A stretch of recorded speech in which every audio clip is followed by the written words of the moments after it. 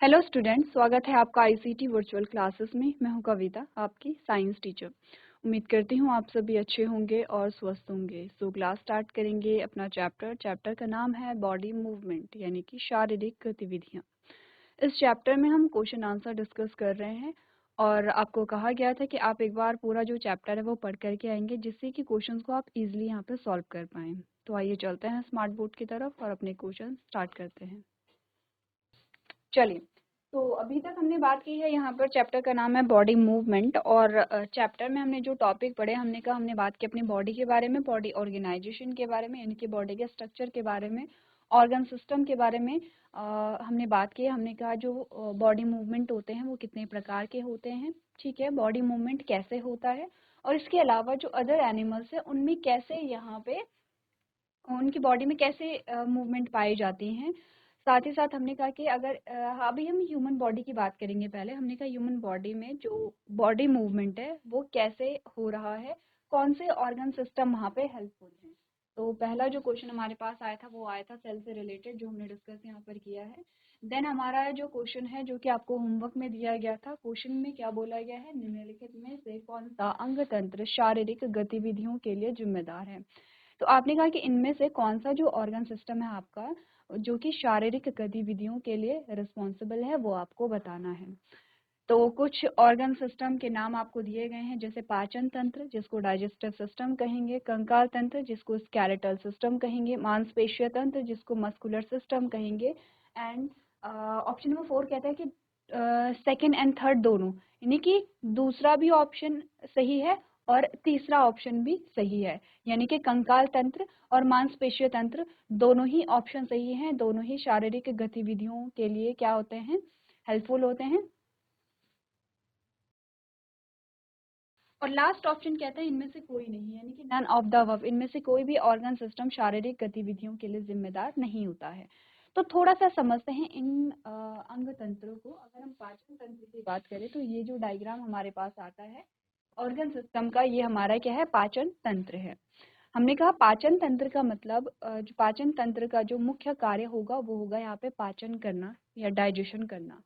पाचन में होता क्या है, हम खाना खाते हैं और वो जो खाना है उससे हमें ऊर्जा मिलती है, ठीक है। सिंपली अभी सिर्फ इतना समझो कि पाचन सिर्फ इतना है कि हम खाना खाते हैं और उस खाने से हमें ऊर्जा मिलती है।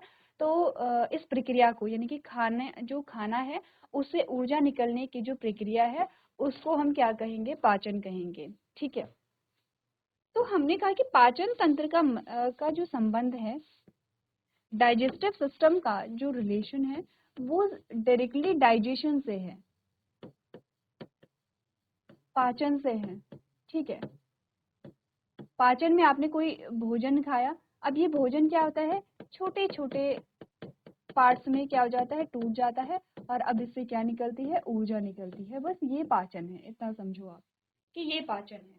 तो पाचन में कहीं भी हमने शारीरिक गतिविधि की बात नहीं की है, ठीक है। तो क्लियरली जो ये हमारा ऑप्शन है ये गलत होगा, पाचन तंत्र यहाँ पे शारीरिक गतिविधियों में सहायक नहीं होता है। सेकंड आता है हमारा स्केलेटल सिस्टम जिसको हम कंकाल तंत्र कहते हैं। कंकाल तंत्र जो बना होता है वो हड्डियों से मिलकर के बना होता है। जो हड्डियां होती हैं वो यहाँ पर एक पर्टिकुलर स्ट्रक्चर हमारे पास जो आता है, ठीक है, एक फ्रेमवर्क जो हमारे पास आता है, हमारी बॉडी का जो स्ट्रक्चर हमारे पास आता है, जो संरचना हम देखते हैं हमारी बॉडी की, वो जो हमें मिलती है वो कंकाल तंत्र से मिलती है। तो देखो जितने भी मनुष्य आपने देखे होंगे उन सभी में जो बॉडी का स्ट्रक्चर है वो एक जैसा ही होता है, ठीक है। अगर हम देखो हम अपनी किसी की बॉडी यहाँ पर बनाते हैं तो हम ये कुछ ऐसे बनाते हैं कि ये क्या है, यहाँ पे हेड है, ये यहाँ पर इस प्रकार से क्या आ जाते हैं,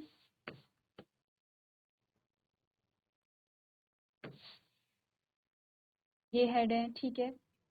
यहाँ से ये हमारे पास नेक वाला रीजन आ जाता है, सेकेंड,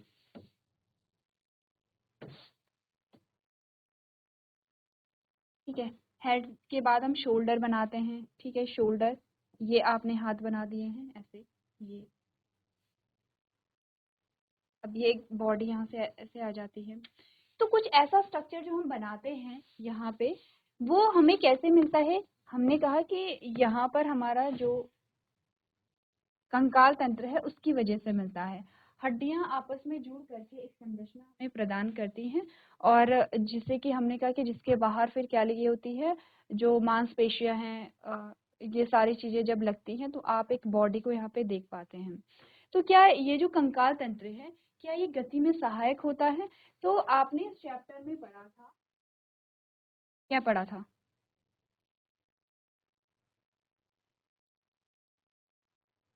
जैसे एक हड्डी ये है,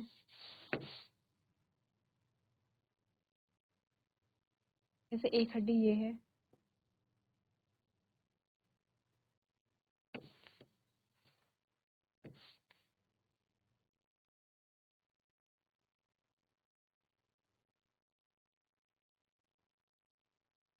और दूसरी हड्डी ये है। ठीक है, मैं पूरी हड्डी नहीं बना रही हूँ।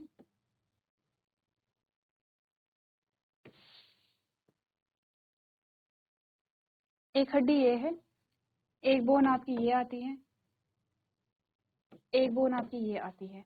अच्छा, हमारा जो शरीर बना होता है या हमारा जो कंकाल तंत्र बना होता है, वो एक सिंगल बोन से तो नहीं बना है, एक हड्डी से तो नहीं बना है, बहुत सारी हड्डियां होती हैं। ठीक है, अब हमने कहा कि ये जो हड्डियां हैं ये आपस में जुड़ करके क्या बनाती हैं, संरचनाओं को बनाती हैं। जहां पे ये जुड़ते हैं, ये वाला जो पोर्शन जहां पर ये क्या हो रहे हैं, ऐड हो रहे हैं एक दूसरे से,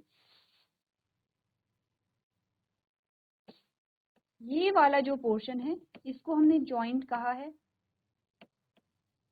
इसको हमने जॉइंट या जोड़ कहा है। ठीक है, जहां पर दो हड्डियां मिलती हैं उसको हम जोड़ कहते हैं।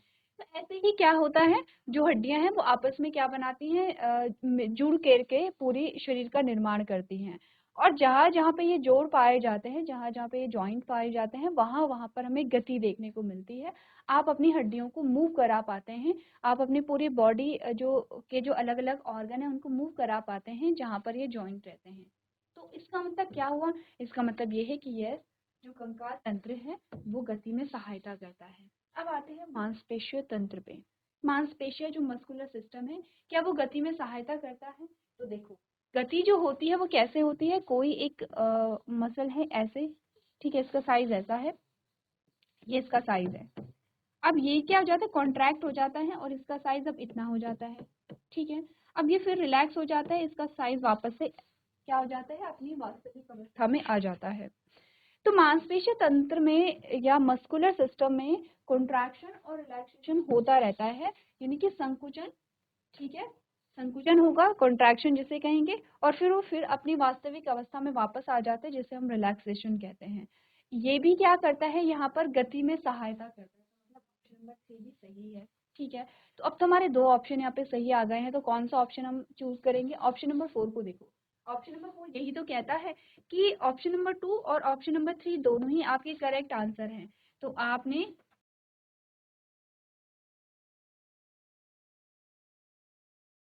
आप जो अपना आंसर चूज करेंगे वो कौन सा करेंगे? Option number 4। ऑप्शन नंबर 4 क्या होगा, जो हमारे कंकाल तंत्र है और जो मांसपेशीय तंत्र है, ये दोनों ही गति में सहायक होते हैं। ठीक है, क्लियर है? चलो अपना जो आंसर है उसे नोट कर लो।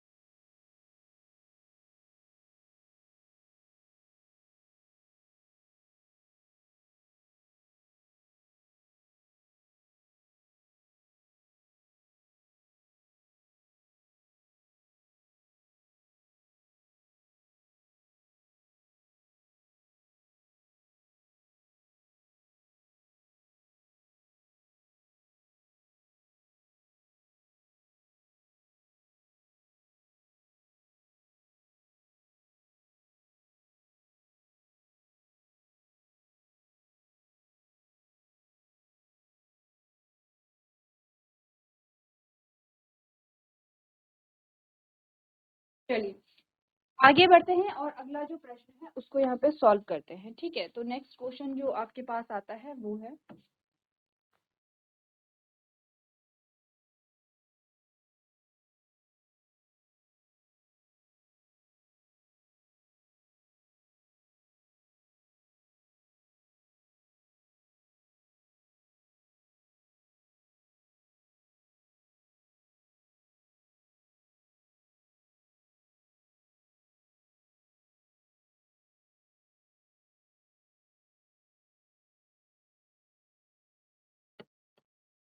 मानव कंकाल तंत्र किसका बना होता है, किस चीज से मिलकर के बना होता है? तो देखो, सबसे पहले तो एमसीक्यूज में जो आपके ऑप्शंस आते हैं उनसे पहले आप एक बार ट्राई करेंगे ये क्वेश्चन सॉल्व करने की कि जो मानव का कंकाल तंत्र है वो किसका बना होता है। अभी कुछ देर पहले हमने बात की है कंकाल तंत्र के बारे में।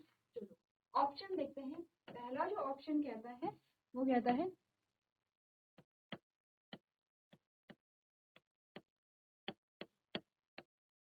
हड्डियां। ठीक है,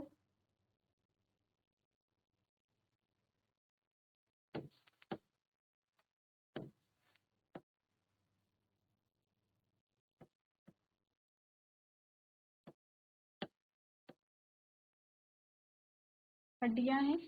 ऑप्शन नंबर 2 कहता है यहाँ पर उपास्थि। क्या होती है उपास्थि? ऑप्शन नंबर जो थर्ड है वो कहता है हड्डियां व उपास्थि दोनों।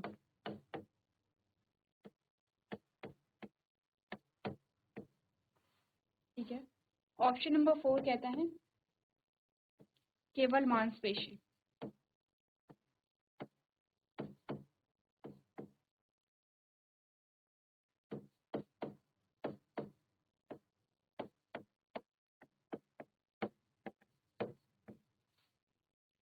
ठीक है, ऑप्शन में क्या है? बोन, नेक्स्ट है कार्टिलेज, नेक्स्ट है bone and cartilage both, bone and cartilage both, दोनों। ठीक है, ऑप्शन नंबर 4 है ओनली मसल,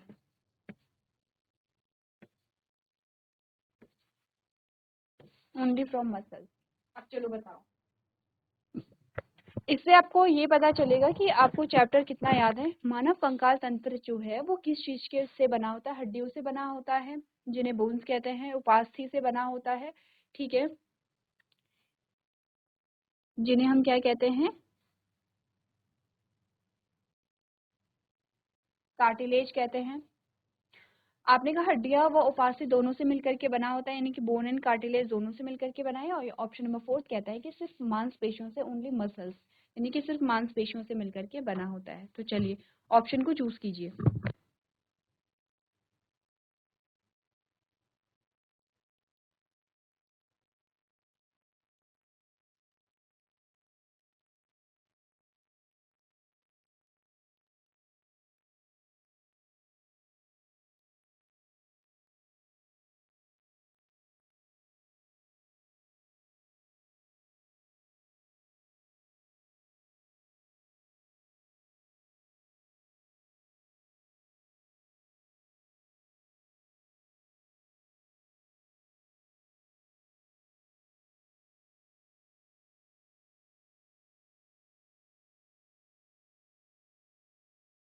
चलो, तो देखो, हमने कहा था कि हमारा जो कंकाल तंत्र बना है, हमने हड्डियों की बात तो की है, ठीक है, कि हड्डियों से मिलकर के बना होता है। तो क्या ऑप्शन नंबर 1 हमारा सही आंसर होगा? हमने कहा देखो, हड्डियों से बना होता है लेकिन इसमें उपास्थि भी होती है, कार्टिलेज भी प्रेजेंट होता है, दोनों चीजें इंक्लूड होती हैं।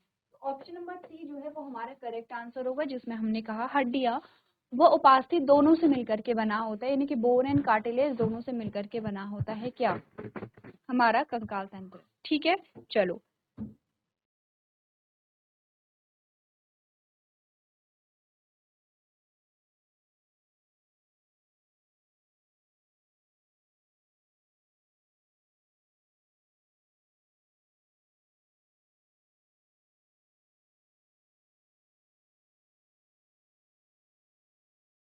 चलो नेक्स्ट क्वेश्चन देखते हैं। यहाँ पे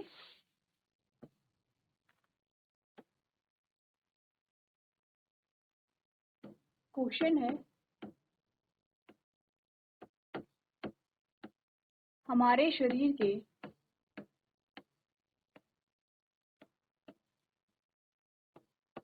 किस भाग में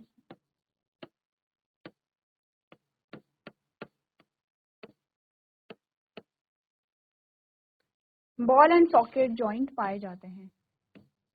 बॉल एंड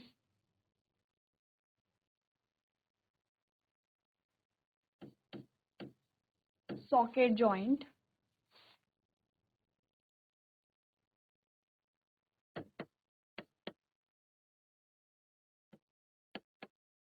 पाई जाती है। एक जॉइंट का नाम आपको दिया गया है, जॉइंट का नाम है बॉल एंड सॉकेट जॉइंट। ठीक है, ऑप्शन देख लेते हैं इनके क्या क्या ऑप्शन यहाँ पर आते हैं। ऑप्शन नंबर ए है कोहनी,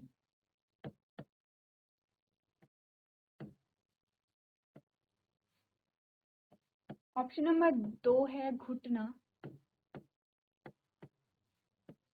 ऑप्शन नंबर 3 जो है वो कहता है कंधा, जो आपके शोल्डर होते हैं, एंड ऑप्शन नंबर 4 कहता है कलाई। ठीक है, हमने टाइप्स ऑफ जॉइंट पढ़े थे और टाइप्स ऑफ जॉइंट में हमने यहाँ पर देखा था कि कौन सा जॉइंट किस स्थान पे पाया जाता है, किस भाग में पाया जाता है। एक बार आप लोग इसे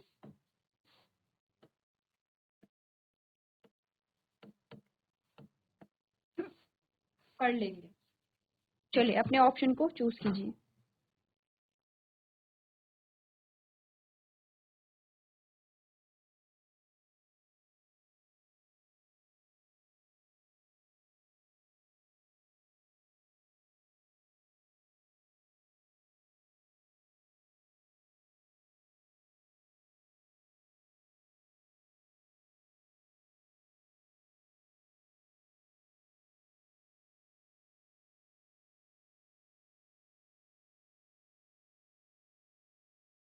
देखो, सबसे पहले तो डायग्राम हमने बनाए थे, डायग्राम को हमें समझना है कि बॉल एंड सॉकेट जॉइंट कैसे होता है। सिंपल सी बात है। देखो, पहले नॉर्मली समझते हैं।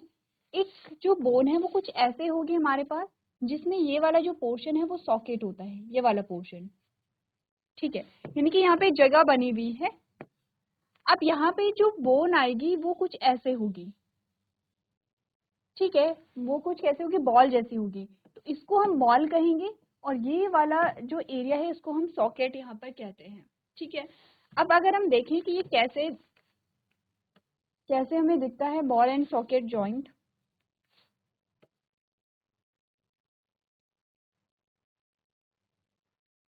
ये कुछ ऐसा स्ट्रक्चर है, ठीक है, जिसमें आपको देखने को मिल रहा है क्लियरली ये क्या है, सॉकेट होगा। यहाँ से एक बोन आएगी और ये कुछ ऐसे स्ट्रक्चर में यहाँ पे फिक्स हो जाती है। ये जो डायग्राम है, ये जो इस टाइप का जो अरेंजमेंट है, ये हमें शोल्डर में देखने को मिलता है। तो सिंपल है, देखो इतना कुछ डिफिकल्ट आपको डायग्राम नहीं बनाना है। आपको ये भी समझ नहीं आ रहा है तो आप सिंपल वही डायग्राम बनाएंगे। आपने कहा क्या बना लेंगे, एक सॉकेट बना लेंगे। ये ऐसा, ये सॉकेट है, यहाँ पे जगह बनी हुई है किसके लिए, जो बोन हमारी कौन सी होगी, जिसका जो आगे वाला पोर्शन है वो राउंड होगा, बॉल जैसा होगा। तो यहाँ पर ये जो बोन है ये कुछ ऐसी होगी। ठीक है, बस यही बॉल एंड सॉकेट जॉइंट होता है, जो आपके कहाँ पाया जाता है, आपके कंधे में पाया जाता है। ठीक है, अच्छा यहाँ पे मूवमेंट कैसी होती है, जहाँ पर बॉल एंड सॉकेट जॉइंट पाए जाते हैं, आंसर क्या होगा हमारा, शोल्डर, यानी कि हमारे कंधे में पाए जाते हैं। जहाँ पर बॉल एंड सॉकेट जॉइंट पाए जाते हैं वहाँ पर जो मूवमेंट होता है वो चारों दिशाओं में होता है। इसीलिए आपने देखा होगा आप अपने हाथ को चारों दिशाओं में घुमा सकते हैं। जब हम डिस्कस कर रहे थे इस टॉपिक को तो आपको बोला भी गया था कि एक बार आप अपने हाथ को चारों दिशाओं में घुमा करके दिखाइए, राउंड। ठीक है, तो आपने देखा कि आप अपने हाथ को क्या कर रहे हैं, चारों दिशाओं में घुमा पा रहे हैं। तो ये हमारे पास आता है example ball and socket joint का। क्लियर है, आगे बढ़े। पहले अपना आंसर जो है वो आप लोग यहाँ पे नोट कर लेंगे।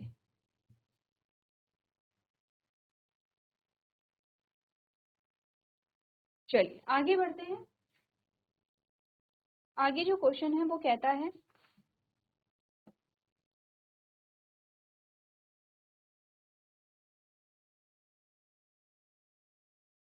जो हमारी पसलियां होती हैं जिनको हम रिब्स कहते हैं,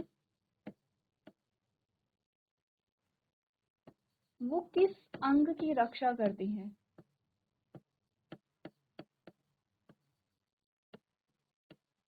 किस अंग की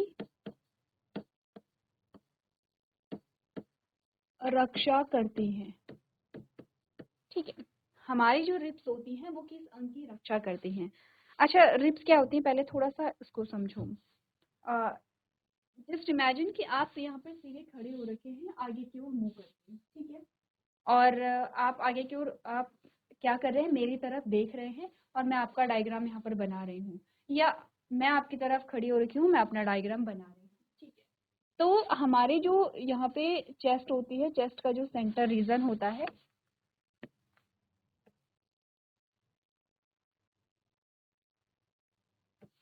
सेंटर रीजन जो होता है चेस्ट का, उसमें एक बोन पाई जाती है। ठीक है, इसका नाम स्टर्नम है, आपको नाम याद नहीं रखना है, बस समझना है कि पसलियां क्या होती हैं, रिब्स क्या होती हैं।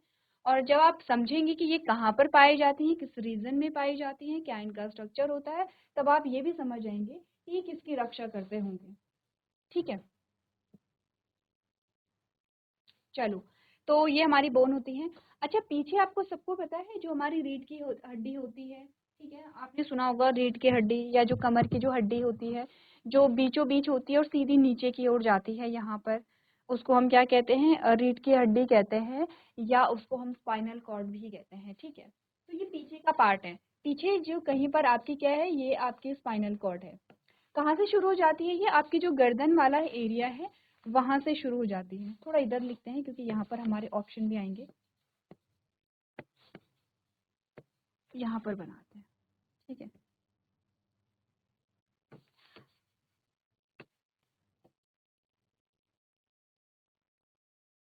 चलो, ये तो हड्डी है, ये हड्डी आगे की ओर है हमारी चेस्ट में। ठीक है, जो चेस्ट हमारा चेस्ट वाला रीजन होता है, ये हड्डी वहां पर पाई जाती है। अब इस हड्डी पर पीछे से आगे की ओर बोन आती है, जो पीछे हमारी बैकबोन होती है, जो हमारी रीढ़ की हड्डी होती है। तो आपने कहा कि रीढ़ की हड्डी जो हमारी होती है वो गर्दन से नीचे की ओर जाती है, तो ये मैं पीछे का एरिया बता रही हूँ कि ये हमारी गर्दन पे ये वाला भाग जो है, यहाँ से रीढ़ की हड्डी शुरू हो रही है। ठीक है, ये जो हमारी रीढ़ की हड्डी है, यहाँ से पीछे से आगे की ओर क्या आती है, बोन आती है, कुछ ऐसे ऐसे।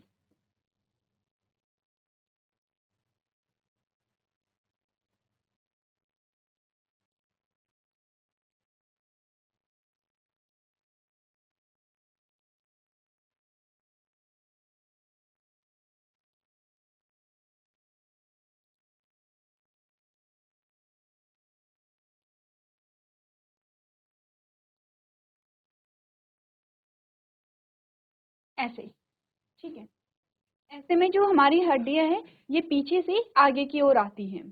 ठीक है, और ये यहाँ आधी रहेंगी। अच्छा, इनको आप देख सकते हैं, कैसे देख सकते हैं इनको,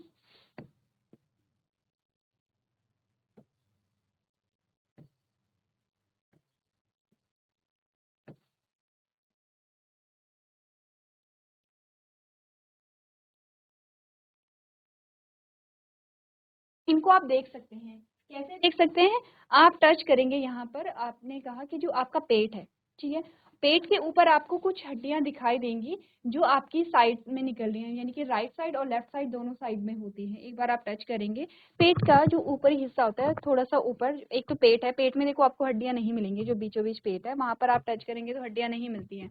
आप थोड़ा सा ऊपर आते हैं, चेस्ट से नीचे और पेट के ऊपर, तो बीच वाला जो पोर्शन होता है वहां पर आप अगर टच करते तो आपको हड्डियां फील होती हैं।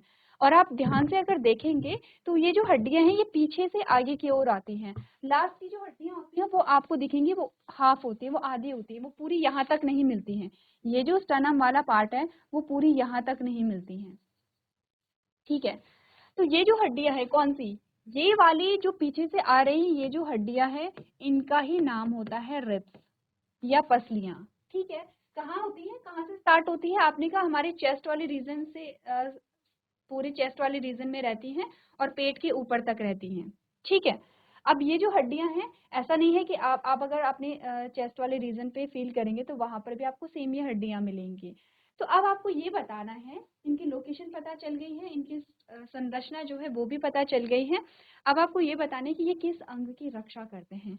तो ऑप्शन एक बार हम देख लेते हैं, ठीक है, क्या क्या ऑप्शन हमारे पास आते हैं। पहला ऑप्शन कहता है मस्तिष्क का,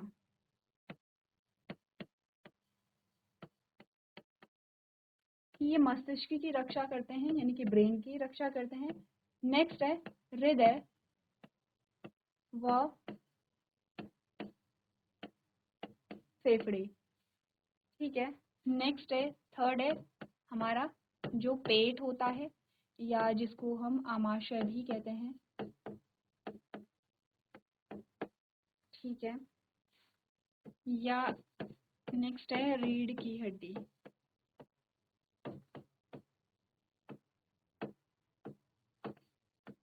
रीढ़ की हड्डी। तो क्या क्या ऑप्शन हमने बोले हैं, हमने बोला ब्रेन है,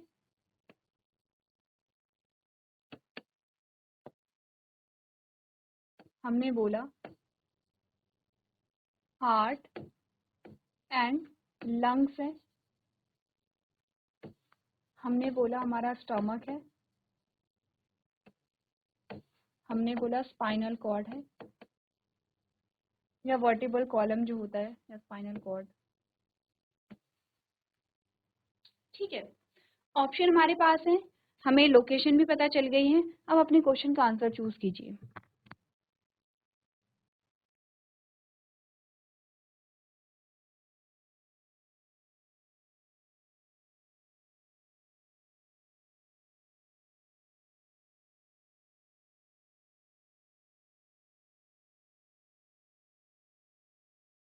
अब देखो, हमने बोला चेस्ट वाले रीजन में क्या क्या चीजें होती हैं, पहले तो ये बताओ। चेस्ट वाले रीजन में क्या क्या चीजें होती हैं। अगर आपको ध्यान होगा तो क्या चेस्ट वाले रीजन में आपने कहा, क्या चेस्ट वाले रीजन में हमारे लंग्स पड़े रहते हैं, ये हमारे लंग्स होते हैं ऐसे।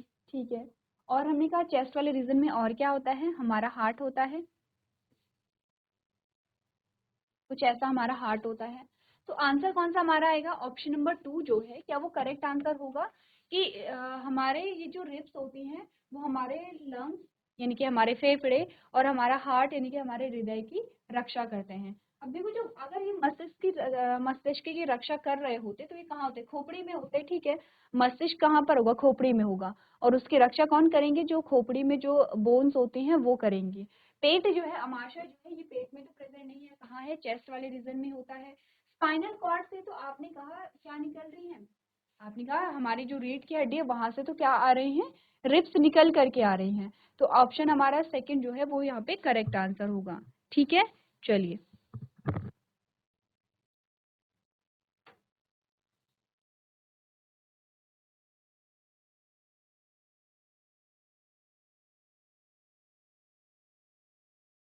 चलिए, सो क्लास हमने कुछ क्वेश्चन आंसर डिस्कस किए हैं और कुछ और क्वेश्चंस आप लोग घर से देख करके लेके आएंगे। तो आज के सेशन में हम इतना ही करेंगे। अभी तक क्लास में बने रहने का आपका धन्यवाद।